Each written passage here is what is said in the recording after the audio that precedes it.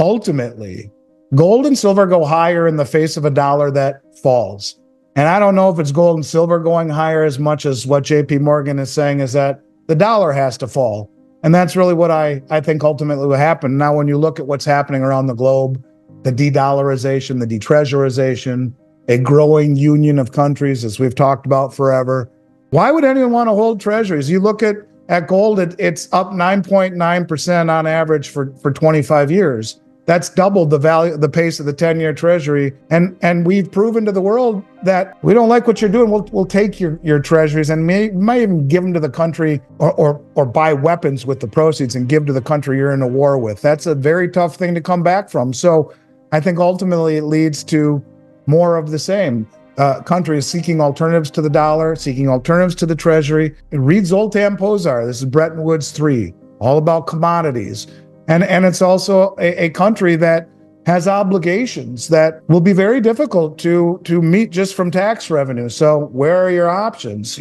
Raise taxes, print money, and selling treasuries in an environment where there's only $8 trillion in treasury holdings that are foreign held. The majority of it is owed to us. Foreigners are not really keen. Now, there are some countries, if we are to believe that UK and Ireland and Cayman Islands are keen on holding our treasury debt, but the ones that have been responsible for funding our spending binge, I think those numbers might even prove to be low. Ultimately, gold and silver go higher in the face of obligations by this country that can really probably only be met through printing of money or monetization of bonds. Same thing, because just no one wants to hold our treasuries because of inflation risk, default risk, and outright confiscation risk. And I think that's really where I don't think we've seen anything yet, I guess, is the bottom line. And I'm happy with those numbers. But when you realize that, gold right now has replaced the euro in terms of the second largest asset held by central banks right now for the first time ever, 18% allocation to central bank holdings, if we believe those numbers, the writing is on the wall. Gold and silver are replacing many traditional assets along with other commodities too. As Zoltan Pozsar says, this is about real commodities, no longer promises from countries that are bankrupt morally, socially, and actually. And I think that portrays for much higher prices in gold and silver, even than Bank of America or JP Morgan optimistically are telling us. I think it's you look at the amount of gold that China's been accumulating, and we're only supposed to believe and producing that they have 26 or 2,700 metric tons. They have way more than that, and their banks are accumulating it and doing so in a manner that isn't reported to the IMF. Why would anyone tell the IMF exactly how much they have? And people have been saying China's been underreporting it forever. Ultimately, gold and silver rise in value as the dollar falls. It's not so much that these precious metals are skyrocketing, it's that the dollar is losing its purchasing power. JP Morgan asserts that the dollar must fall, and that's a likely scenario. When you examine global trends, the dollarization and the formation of alliances among various countries indicate a shift away from the dollar. Why would anyone want to hold U.S. treasuries? Gold has consistently outperformed treasuries, averaging a 99.9% annual return over the past 25 years, doubling the pace of the 10-year treasury. The world has seen the U.S. weaponize its financial instruments, using proceeds from treasuries to fund conflicts. This erodes trust and prompts countries to seek alternatives. Old-timers like Zoltan Pozsar emphasize the emergence of Bretton Woods III, focusing on commodities as the new foundation of the global financial system. The U.S. faces a monumental challenge in meeting its obligations through tax revenue alone. The options are limited: raise taxes, print more money, or monetize debt. With $8 trillion in foreign-held treasury holdings, the appetite for U.S. debt is waning. Countries once keen on treasuries are now reluctant, further compounded by inflation risk, default risk, and the risk of outright confiscation. Central banks are accumulating gold at unprecedented rates. Gold has now surpassed the euro as the second largest asset held by central banks, with an 18% allocation. This shift is significant. Gold and silver are replacing traditional assets, reflecting a broader move towards commodities. As Zoltan Pozsar notes, this is about real commodities, not the promises of bankrupt nations. China's gold accumulation is a prime example. Officially, China reports holding around 2,700 metric tons, but experts believe the actual amount is much higher. China, like many countries, underreports its gold holdings. Central banks are buying gold hand over fist, a trend likely underreported. Analysts from institutions like the IMF and the Bank of Montreal agree that official numbers are conservative estimates. India, too, has dramatically increased its gold purchases, buying 1.5 times more gold in the first 4 months of this year than in the entire previous year. Moreover, countries like Saudi Arabia and Egypt have repatriated their gold from the New York Federal Reserve, removing counterparty risk. This trend of repatriation highlights a significant shift in global trust. Gold's reclassification as a Tier 1 asset by the Bank for International Settlements, BIS, in 2019 underscores its importance. Silver, often following gold, is also expected to rise. The global trust in the US dollar and treasuries is eroding, replaced by a reliance on tangible assets like gold and silver. The trend towards commodities is clear. The central bank's relentless gold buying speaks volumes. Trust, once broken, is hard to restore, whether in personal relationships or global finance. The repatriation of gold reflects this loss of trust. Countries are increasingly viewing commodities as safer, counterparty risk-free investments. The drive to accumulate tangible assets like gold and silver is further fueled by the growing geopolitical tensions and economic uncertainties. Countries are wary of relying on a financial system heavily influenced by U.S. policies. The strategic move towards gold and silver is seen as a safeguard against the potential fallout from political and economic instabilities. This trend is not just about protecting wealth, but also about gaining more control and independence in the global financial arena. As the dollar's dominance wanes, the shift towards commodities represents a significant reordering of global economic priority. Gold and silver are no longer just hedges against inflation, but are becoming central to the new financial architecture. This transition is likely to accelerate as more countries recognize the benefits of holding tangible assets that are immune to the political and economic machinations that affect fiat currencies. The emphasis on commodities underscores a broader understanding that true wealth and stability come from assets with intrinsic value. You know, you look at the central banks, they are buying gold hand over fist, but also equally as impressive to me. Everyone always said China underreports, China underreports. Alistair McLeod says, that they have 40,000 metric tons or thereabouts, 5 times what we do, and of which the state owns 20 and the people own 19. But I look at like India as an example of what's really happening. They bought 1.5 times the amount of gold in the first 4 months than they did in the entire year last year, but they repatriated 100 metric tons from the Bank of England, which by proxy is the London Bullion Metals Exchange. And all of these countries in Africa, including Saudi Arabia and Egypt, have repatriated their gold from the New York Fed, i.e. the COMEX. So it's not only the accumulation by the most well-informed traders, it's also the repatriation, the removal of counterparty risk. And that's a lot, I think, what Zoltan Pozsar is talking about. That's why it's commodities. We've broken trust. And I think that's the most important thing. When the central banks say we're going to keep buying, sure,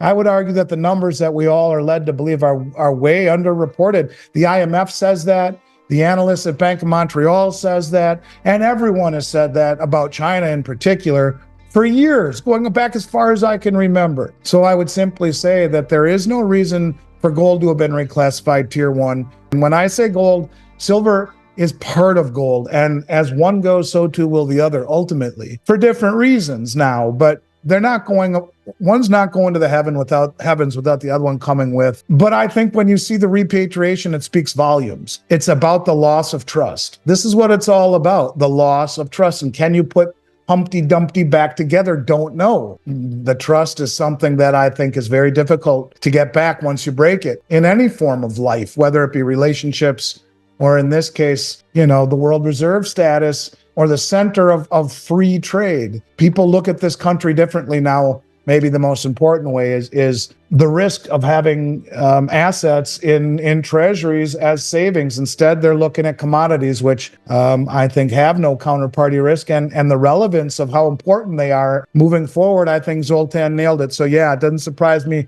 the central banks say that, and I would argue that they're buying way more than they're telling us, and producing more than they're telling us. So, tell us just enough to keep us interested. But if we really knew how much the Chinese were buying or any of these countries, the price would go parabolic. And it's in all of their best interest during the accumulation phase to be tight-lipped about that and not be genuine. Doesn't do them any good to do that. Gold and silver are not just rising in value. They are becoming the preferred assets for countries seeking stability amidst financial uncertainty. The central banks are not just buying, they are strategically accumulating gold. This accumulation phase is shrouded in secrecy, with countries like China and Russia quietly bolstering their reserves. The concept of Bretton Woods III emphasizes a commodity-backed financial system. Countries are moving away from the dollar, replacing treasuries with commodities. This shift is gradual but significant. As Andy Schectman often points out, the move away from dollar-denominated assets is a strategic repositioning by countries wary of U.S. financial policies. India's repatriation of 100 metric tons of gold from the Bank of England highlights a broader trend. Countries are reducing counterparty risk by bringing their gold home.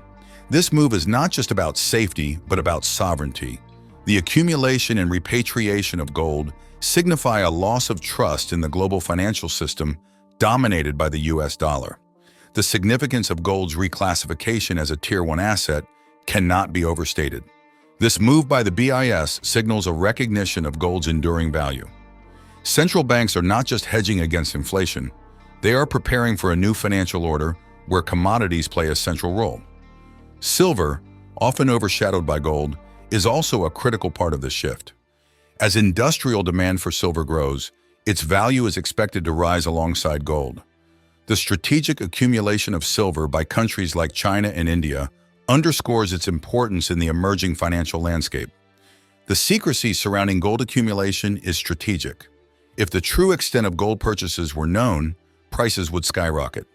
Countries have a vested interest in keeping their gold buying activities under wraps. This stealth accumulation phase allows them to build substantial reserves without driving up prices. The erosion of trust in the U.S. dollar and treasuries is evident. Countries are diversifying their reserves, shifting towards tangible assets. This shift is not just about financial returns, but about reducing dependency on a volatile and increasingly politicized financial system. The future of gold and silver looks promising as countries continue to diversify away from the dollar. The strategic accumulation of these metals is a response to the growing uncertainty in the global financial system. Central banks are not just buying gold, they are signaling a shift towards a commodity-backed financial order.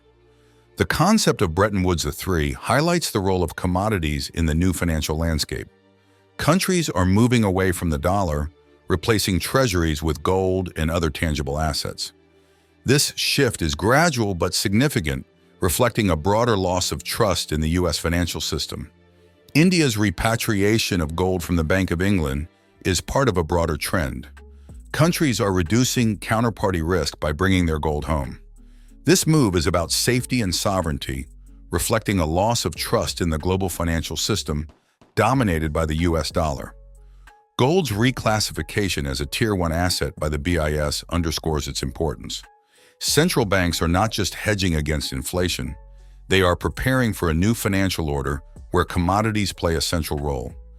Silver, too, is critical in this shift, with growing industrial demand expected to drive its value higher.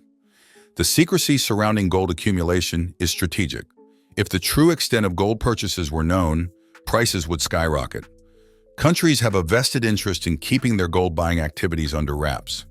This stealth accumulation phase allows them to build substantial reserves without driving up prices. The erosion of trust in the U.S. dollar and treasuries is evident. Countries are diversifying their reserves, shifting towards tangible assets. This shift is not just about financial returns, but about reducing dependency on a volatile and increasingly politicized financial system. The future of gold and silver is not just about rising prices, It's about a fundamental shift in how wealth is stored and managed globally. As countries continue to move away from the dollar and towards tangible assets, the strategic importance of gold and silver will only grow.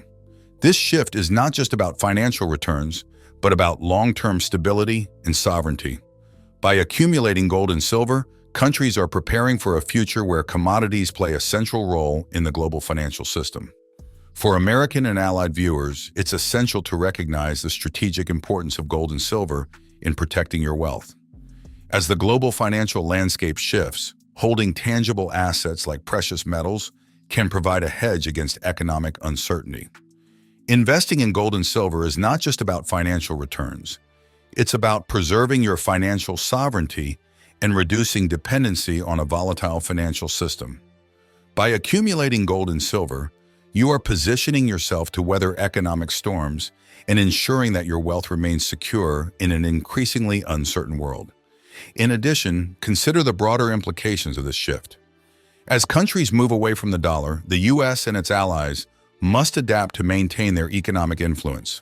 This adaptation includes not just individual investments in gold and silver, but also strategic policy decisions that support a diversified and resilient financial system.